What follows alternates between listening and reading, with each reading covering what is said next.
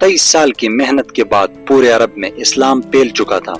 آپ صلی اللہ علیہ وسلم پورے عرب میں مسلمانوں کے سب سے بڑے لیڈر بن چکے تھے اور لوگ تیزی سے اسلام کی طرف آنے لگے۔ دنیا بھر سے لوگ عرب کی طرف آنے لگے تھے تاکہ آپ صلی اللہ علیہ وسلم کو دیکھ سکیں۔ اب محسوس ہونے لگا تھا کہ رسول اللہ صلی اللہ علیہ وسلم کا مشن مکمل ہونے والا ہے۔ دنیا میں بات پھیلنے لگی کہ عرب میں ایک نبی آئے ہیں اور لوگ دور دور سے انہیں دیکھنے کے لیے آنے لگے۔ اسی کے بعد آپ صلی اللہ علیہ وسلم اپنی زندگی کے پہلے اور آخری حج کے لیے روانہ ہوئے۔ چند سال پہلے آپ صلی اللہ علیہ وسلم کے ساتھ صرف 313 لوگ تھے، مگر آج حج کے موقع پر آپ صلی اللہ علیہ وسلم کے ساتھ 1 لاکھ سے زیادہ مسلمان موجود تھے۔ آپ صلی اللہ علیہ وسلم نے حجۃ الوداع کے موقع پر فرمایا، کسی گورے کو کالے پر، کسی عرب کو کسی عجم پر کوئی فضیلت نہیں، ہم سب اللہ کے بندے ہیں۔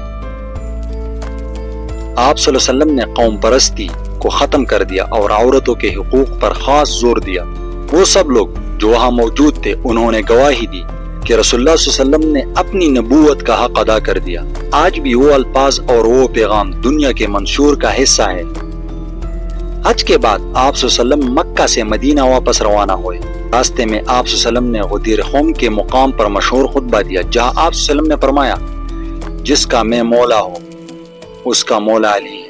اس سے پہلے جب آپ صلی اللہ علیہ وسلم جنگی تبوک کے لیے گئے تھے تو حضرت علی رضی اللہ عنہ کو مدینہ کا لیڈر بنایا گیا تھا۔ آپ صلی اللہ علیہ وسلم نے فرمایا تھا، علی مجھ سے ایسے ہے جیسے ہارون علیہ السلام موسیٰ سے تھے، لیکن میرے بعد کوئی نبی نہیں آئے گا۔ جب آپ صلی اللہ علیہ وسلم مدینہ واپس آئے تو آپ صلی اللہ علیہ وسلم نے ایک لشکر تیار کیا تاکہ رومی سلطنت سے بدلہ لیا جا سکے ان شہیدوں کا جنہیں جنگ موتا میں شہید کیا گیا تھا۔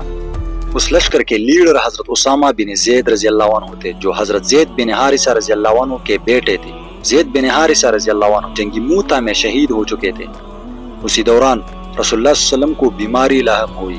بیماری بڑھتی گئی، لیکن آپ صلی اللہ علیہ وسلم پھر بھی مسجد نبوی میں نماز پڑھاتے رہے۔ جب کمزوری زیادہ بڑھ گئی تو آپ صلی اللہ علیہ وسلم نے حضرت ابوبکر صدیق رضی اللہ عنہ کی امامت کے لیے آگے کیا اور خود آرام فرمانے لگے۔ آپ صلی اللہ علیہ وسلم نے اپنے آخری دن حضرت عائشہ رضی اللہ عنہ کے حجرے میں گزارے، جو مسجد نبوی سے بالکل اٹیچ ایک کمرہ تھا۔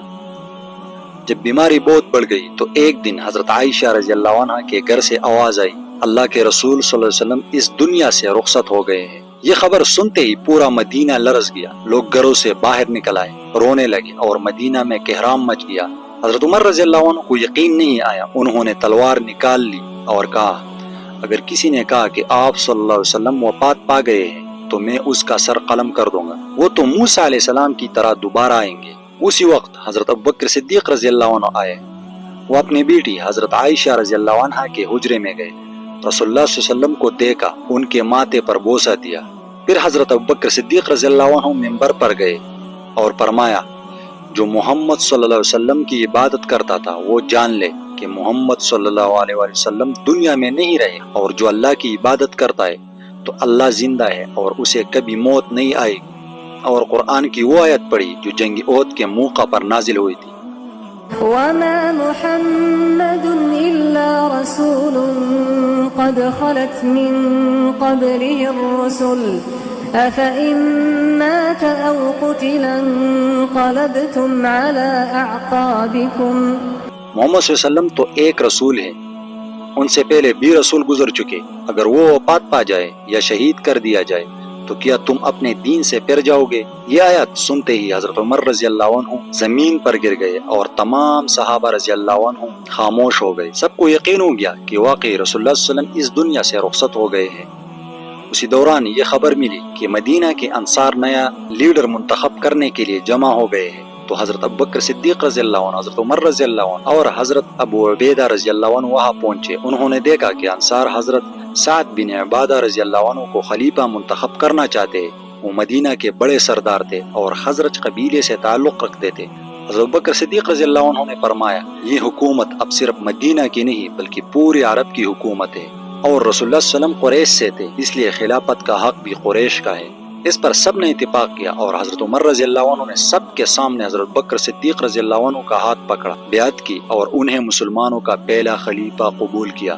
اگلے دن جب حضرت بکر صدیق رضی اللہ عنہ اپنی کپڑوں کی دکان پر آئے تو صحابہ رضی اللہ عنہ نے کہا، آپ اب خلیفہ ہے، یہ کام آپ کو نہیں کرنا چاہیے۔ حضرت ابوبکر صدیق رضی اللہ عنہ نے فرمایا اگر میں مزدوری نہ کروں تو اپنے بچوں کو کیا کھلاؤں گا؟ صحابہ رضی اللہ عنہ نے کہا ہم آپ کے لیے تنخواہ مقرر کر دیتے ہیں۔ آپ رضی اللہ عنہ نے فرمایا میری تنخواہ ایک عام مزدور کے برابر ہونی چاہیے۔ اسی طرح حضرت ابوبکر صدیق رضی اللہ عنہ خلافت راشدہ کے پہلے خلیفہ بنے۔ انہوں نے سب سے پہلے وہ لشکر روانہ کیا جو رسول اللہ صلی اللہ علیہ وسلم نے تیار کیا تھا کہ جنگ موتا کے شہیدوں کا بدلہ لیا جا سکے۔ پھر ان قبائل سے بھی لڑائی کی جنہوں نے زکوٰۃ دینے سے انکار کیا، اور ان لوگوں سے بھی جو جھوٹی نبوت کا دعویٰ کرنے لگے۔ یوں اسلام دوبارہ مضبوط ہوا اور رسول اللہ صلی اللہ علیہ وسلم کا مشن آگے بڑھتا چلا گیا۔ سبسکرائب